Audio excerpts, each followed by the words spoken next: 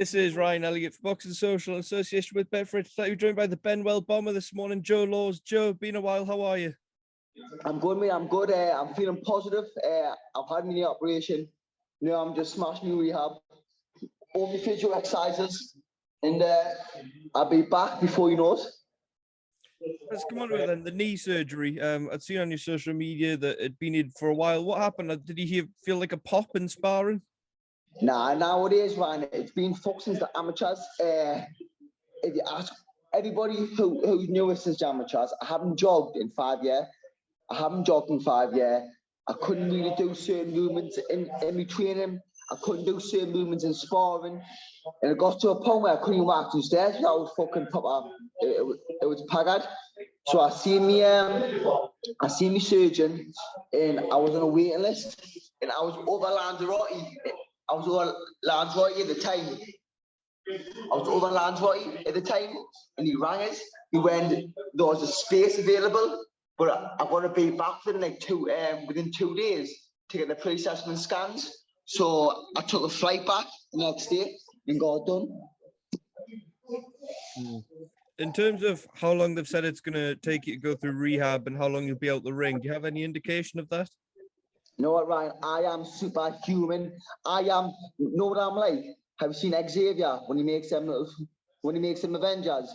Xavier made me all them years ago to fight. I was put on this earth to fight. They said 2 weeks to walk again and 6 weeks to regular exercise.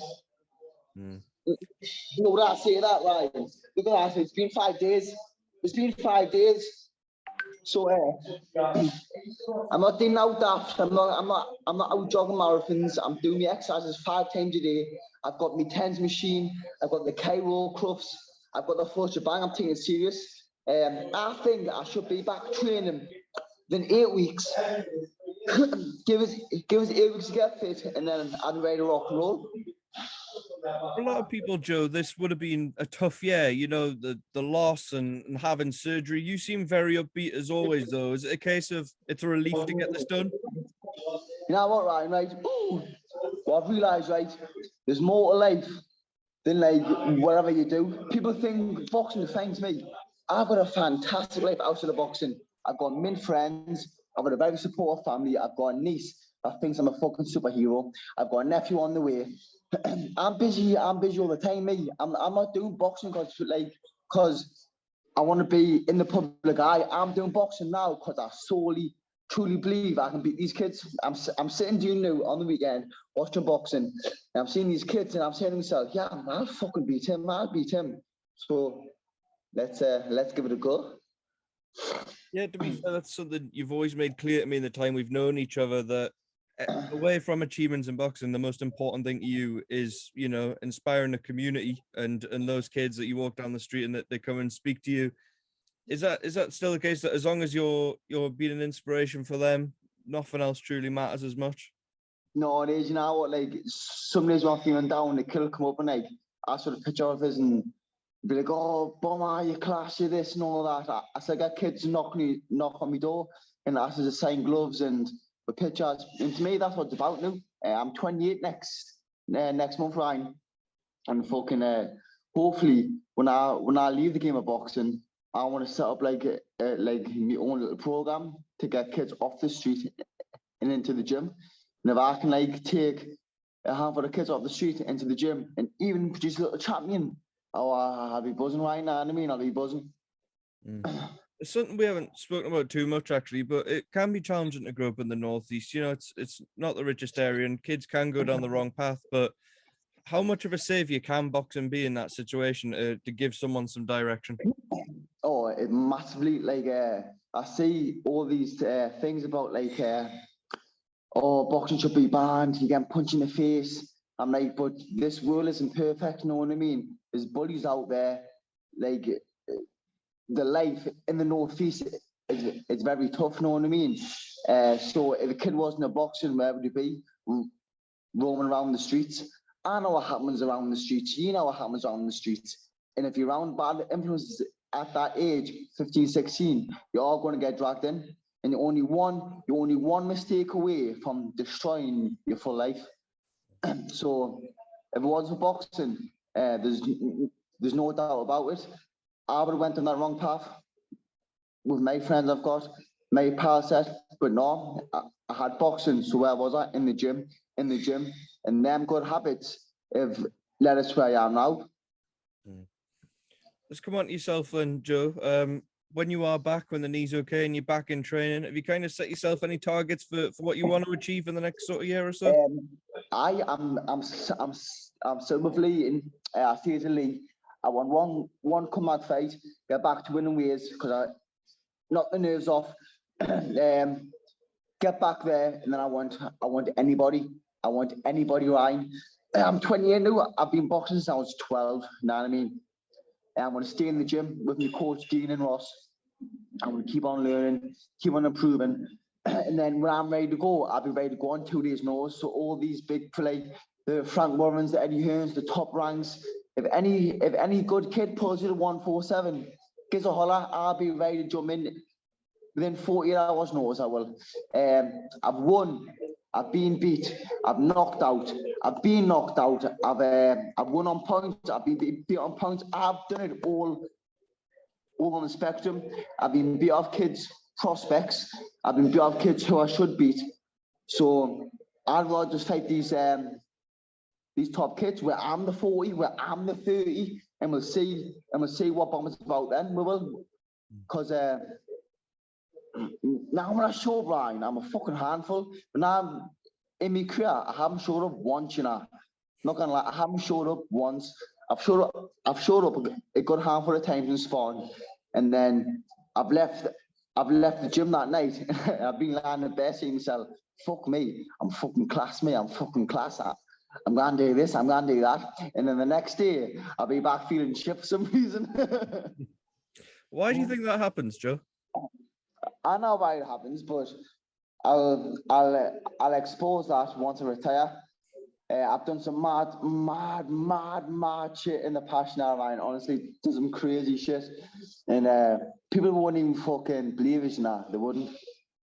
People would not believe me if I told them. But I'm gonna write a book once I retire. And yeah, right, man. Some of the shit I've did, man. I remember I was speaking to my pal Mark Taylor before my fifth fight or sixth fight, I believe. And I did something before that fight, and I still won, like, but it was just crazy. It was just crazy, right? And we're not going with it because I know what you like. You keep trying nitpicking us, the next now I will tell you. We'll keep it for the memoirs. Joe, I want to ask you about a few things away from yourself, a bit of Northeast boxing. Firstly, I know you love watching your boxing when you're not fighting yourself. Josh Kelly was back last week. Do you think it'll suit him being at 154 going forward? I do, you know, he's a big kid, Josh Kelly, big kid. I seen him, and I know he's down. His brother from the amateurs, and them a big like in the weightlifting and keeping it like healthy and all that. I remember in the amateurs, he's struggling to make 69. So when he did 147, the pros was like, "Oh yeah, that could be a bit of a struggle." And he stopped the kid, who's a solid kid. I seen that kid fight Mark Dickinson, and I know myself, Mark Dickinson's a fucking handful. He can punch, and stopping him was a statement. So I think 147 could be his weight, personally. There's a lot of talent in the Northeast right now. If you had to pick one, who do you say is the best prospect in the region right now? Ooh, now I think I'm biased. My stablemate Tommy Hodge. He stayed under the radar, and obviously I train him every day, and I know what he's about. He's a fucking talent, you know, Ryan, mate. He was down sparring Jack Catwell the other day. He's been down sparring Josh Warmton and Maxie Hughes numerous times, and he says now to anybody, but he's put the graft in for the past year and a bit. Joe, last thing I wanted to ask you about today, Savannah Marshall and Clarissa Shields. It sounded like we finally got a fight, but it looks like we're heading to London rather than being the Northeast. Are you going to be heading down? I'll be there. I will be there to watch my our teammate, Bo Savannah. My girl Savannah take over. I like Savannah loads, you know. She's fucking class. She's proper class. And I'll be there supporting her, and she's going to fucking shut I can't speak. Shut Clarissa up. I believe she knocks her out. Makes a statement. It's a very, very high level fight. Savannah Marshall and Clarissa Shields. Not much to pick between them, but do you think the size and the power is the difference? Yeah, definitely. And no, Savannah. I remember me, Savannah, and April were training in my dad's gym a couple of years ago, last year probably. And we came down, we're in the gym, and Savannah went, "Oh, Joe, fancy a few rounds." So I told myself, "No bother, I'm spawning a girl, it'll be easy." I jumps in the ring, she goes, bing, bing. She hits with the right hand, straight in the bridge of the nose, right? The pop me nose, I seen a flash. I thought myself, fuck me, this is an open spot, this. Oh god, yeah. Everyone that gets in the ring with says she punches hard, Joe. And It's lastly, so loose, you can't read that. how much do you think Peter Fury, the influence of Peter Fury, has helped her as well?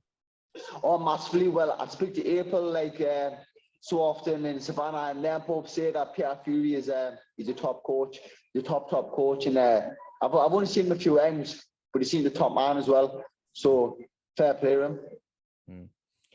All right, Joe. Appreciate you joining me from the gym, especially so soon after the operation. But I'm sure we'll catch you very soon, mate. Yeah. Always got time for you, Ryan. And one more thing, I just want to thank all my sponsors who are still with us. I've had interviewers, I've had people, I've had any one of the people who've lost hope in us, who've forgotten about us. I've got a lot of sponsors who are sticking by us, and one day I will be champion. Mark my words, and I'm going to prove everybody wrong, Ryan. I'm going to smash my rehab these next 2 months, get back into full training, get a fight date sorted, and then we'll go from there. Team Bomber all the way. Boom, boom, boom.